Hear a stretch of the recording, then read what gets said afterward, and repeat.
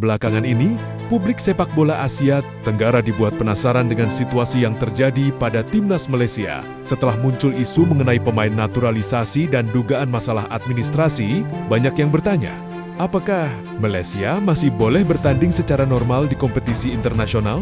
Untuk memahami situasi ini, kita perlu melihatnya secara lebih objektif dan menggunakan analisis yang rasional, bukan hanya opini dari media sosial. Pertama, dalam sepak bola internasional, status pemain naturalisasi sebenarnya bukan hal yang baru. Banyak negara menggunakan pemain yang memiliki darah keturunan atau mendapatkan kewarganegaraan baru untuk memperkuat tim nasional mereka. Selama proses tersebut mengikuti aturan yang ditetapkan oleh FIFA, maka secara hukum olahraga tidak ada masalah. Aturan FIFA sendiri cukup jelas. Seorang pemain bisa membela tim nasional suatu negara jika memenuhi syarat tertentu, seperti memiliki garis keturunan, lahir di negara tersebut, atau telah tinggal dalam periode waktu tertentu setelah mendapatkan kewarganegaraan.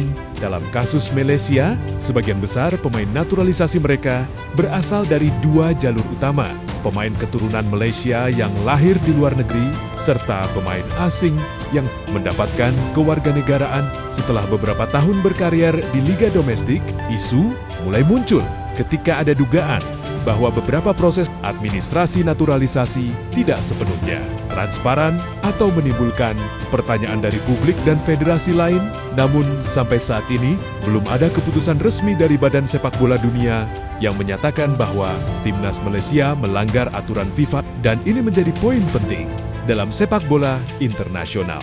Sanksi seperti larangan bertanding atau diskualifikasi hanya bisa dijatuhkan jika ada bukti pelanggaran yang jelas dan keputusan resmi dari federasi yang berwenang. Tanpa keputusan tersebut, sebuah tim nasional tetap memiliki hak penuh untuk bertanding di kompetisi resmi. Artinya, secara logika hukum olahraga, timnas Malaysia tetap boleh bertanding selama tidak ada keputusan sanksi resmi.